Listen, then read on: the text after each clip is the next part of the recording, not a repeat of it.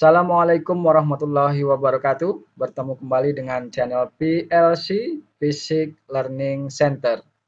Rekan-rekan, kali ini kita akan mempelajari tentang uji beda, dua rata, dua sampel independen menggunakan uji Mann-Whitney.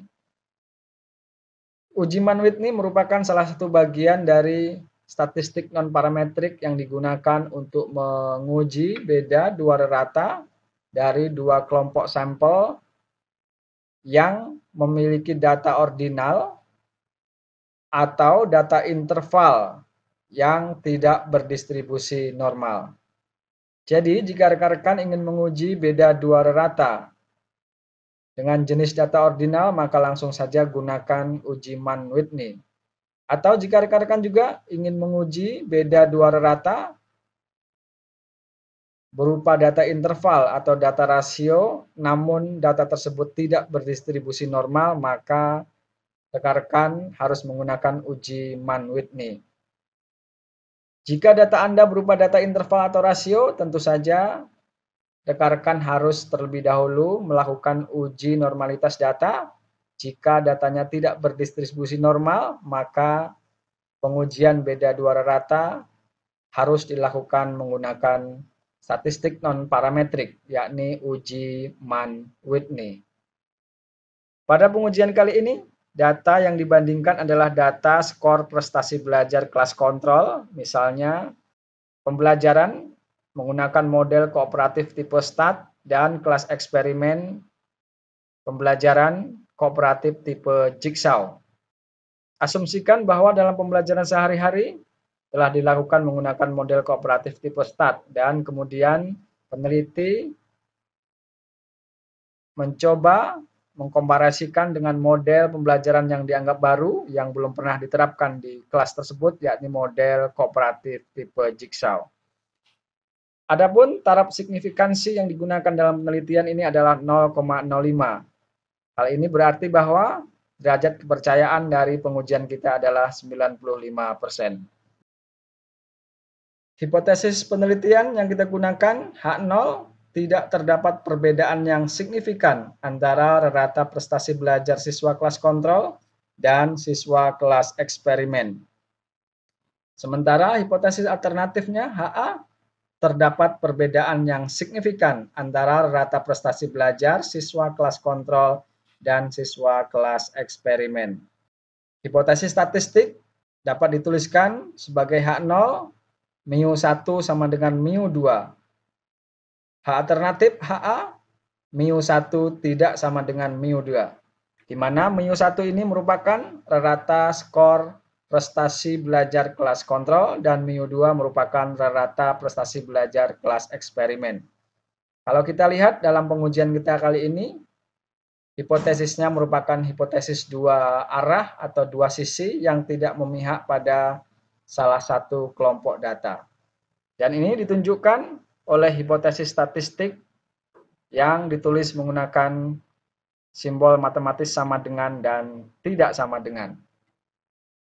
Adapun kriteria pengambilan keputusan yang akan kita gunakan adalah jika sig hitung atau sig yang terdapat di dalam output SPSS kurang dari sig acuan 0,05, maka dapat disimpulkan terdapat perbedaan yang signifikan antara prestasi belajar kelas kontrol dan kelas eksperimen. Kemudian jika sig hitung lebih dari atau sama dengan sig acuan 0,05, maka dapat disimpulkan tidak terdapat perbedaan yang signifikan antara prestasi belajar kelas kontrol dan kelas eksperimen. Rekan-rekan, ini adalah data prestasi belajar kelas kontrol dan kelas eksperimen yang akan kita uji ratanya. Terdapat 21 siswa kelas kontrol. Coba kita lihat. Oh maaf, 20 siswa kelas kontrol yang diberikan kode K, ya, K1 hingga K20, dan terdapat 21 siswa kelas eksperimen yang diberi kode E1 hingga E21. Sehingga total dari sampel yang akan kita uji adalah 41 siswa. Kelas kontrol diberi kode 1, kelas eksperimen diberi kode 2. Kita lihat dari data Excel ini bahwa rata prestasi belajar kelas kontrol 70,25 dan kelas eksperimen 71,19. Meskipun selisih rata antara kelas kontrol dan kelas eksperimen ini tipis, namun sebelum kita melakukan pengujian menggunakan statistik, maka kita belum bisa mengatakan apakah skor rata ini berbeda signifikan atau tidak berbeda. Rekan-rekan, data yang akan kita uji ini sebelumnya telah dilakukan uji normalitas data dan dihasilkan bahwa data tidak berdistribusi normal. Sehingga akan dilakukan pengujian beda dua rata menggunakan uji Mann-Whitney. Prinsip pengujian Mann-Whitney, data dari semua sampel ini nanti akan diurutkan dari yang terkecil hingga terbesar. Dan di sana SPSS akan memberikan ranknya, akan memberikan urutan-urutan datanya. Dan yang akan diuji perbedaannya sebenarnya adalah ranknya. Maka nanti di dalam output SPSS yang terlihat adalah min rank. Jadi bukan min prestasi belajarnya, tapi min dari ranknya, dari peringkatnya, rata-rata peringkatnya. Langsung saja kita buka SPSS. Langkah pertama seperti biasa, masuk ke variabel view, kemudian inputkan variabel-variabel seperti pada Excel tadi, saya sudah melakukan. Ada variabel kode siswa, kode kelas, dan skor prestasi belajar. Kode siswa, datanya merupakan data string, kemudian defaultnya nominal, kemudian kode kelas, datanya data numerik karena angkanya 1 dan 2, labelnya adalah jenis kelas. Jangan lupa di sini diberi label value, ya. 1 kelas kontrol, 2 kelas eksperimen. Jika Anda lupa bagaimana cara memberikan value labelnya, Anda bisa melihat video pembelajaran sebelumnya. Kemudian jenis datanya nominal, data kategori. Yang terakhir ada variabel skor prestasi. Labelnya prestasi hasil belajar. Kemudian jenis datanya adalah data interval. Di dalam SPSS kita gunakan defaultnya scale. Setelah variabel-variabel ini kita definisikan, kita masuk ke data view. Nah, di sini kita telah melihat terdapat 3 variabel seperti pada Excel, kode siswa, kode kelas, dan skor prestasi. Kemudian rata hasil belajarnya tidak perlu dimasukkan ke dalam SPSS ini. Mari kita langsung kopikan data-data yang ada di Excel ke lembar kerja SPSS ini. Kita copy mulai dari K1 sampai terakhir, rata-ratanya tidak perlu. Kemudian aktifkan sel pada baris pertama ini dan kita paste. Oke, semua telah tercopy. Kita lihat. Rasanya tidak ada data yang tertinggal. Setelah itu, kita masuk ke menu Analyze.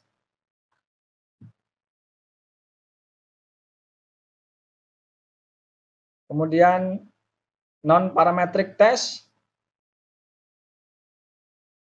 Masuk ke Legacy Dialog. Pilih Two Independent Sample.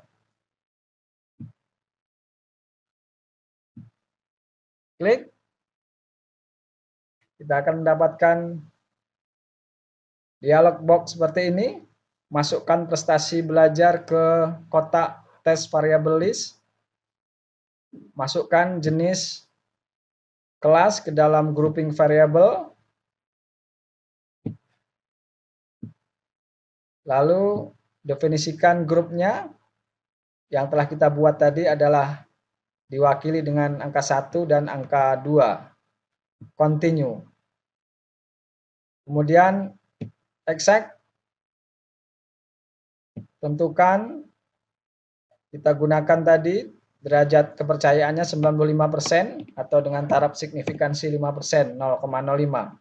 Dan jumlah sampelnya 41. Continue.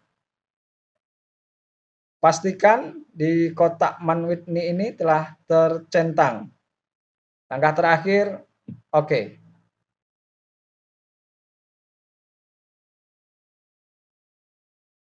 Rekan-rekan, kita lihat pada output SPSS ini ada dua tabel. Tabel yang pertama menginformasikan tentang min rank. Seperti yang saya katakan tadi bahwa pada output SPSS uji Mann-Whitney ini yang diketahui bukan min dari prestasi itu, tapi min rank-nya. Kelas kontrol, jumlah sampelnya 20, benar. Kelas eksperimen 21, oke, tidak ada yang tertinggal. Min rank untuk kelas kontrolnya 23,5 dan min rank untuk kelas eksperimennya 18,62. Ya. Kemudian tabel yang kedua adalah hasil uji statistik menggunakan Mann-Whitney. Nah, signifikansi yang kita baca adalah signifikansi pada baris keempat ini. 1, 2, 3, 4. Yakni sebesar 0,19. Ya, 0,19. Mari kita langsung inputkan ini pada tabel pengujian kita. Oke, kita tulis sig hitungnya 0,19. Signifikansi acuan 0,05. Kriteria pengambilan keputusan. Jika sig hitung kurang dari 0,05 maka dikatakan terdapat perbedaan yang signifikan antara prestasi belajar kelas kontrol dan kelas eksperimen. Dan jika signifikansi hitungnya lebih dari atau sama dengan signifikansi acuan 0,05, maka kesimpulannya tidak terdapat perbedaan yang signifikan antara prestasi belajar kelas kontrol dan kelas eksperimen. Nah, dari sini kita bisa melihat bahwa sig hitung itu lebih besar daripada sig acuan. Sehingga keputusannya adalah tidak terdapat perbedaan yang signifikan antara prestasi belajar kelas kontrol dan kelas eksperimen. Tadi kalau kita lihat rata prestasinya adalah yang satu 70, sekian dan yang satu lagi 71, sekian. Menurut hasil pengujian statistik ternyata rata prestasi belajar kedua kelompok data tidak berbeda secara signifikan. Dengan kata lain, kedua kelas tersebut memiliki kemampuan yang setara. Ini kita delete. Rekan-rekan, demikian pengujian kita menggunakan uji beda dua rata non-parametrik uji Mann-Whitney. Mudah-mudahan dapat memberikan pengetahuan untuk kita semua. Terima kasih.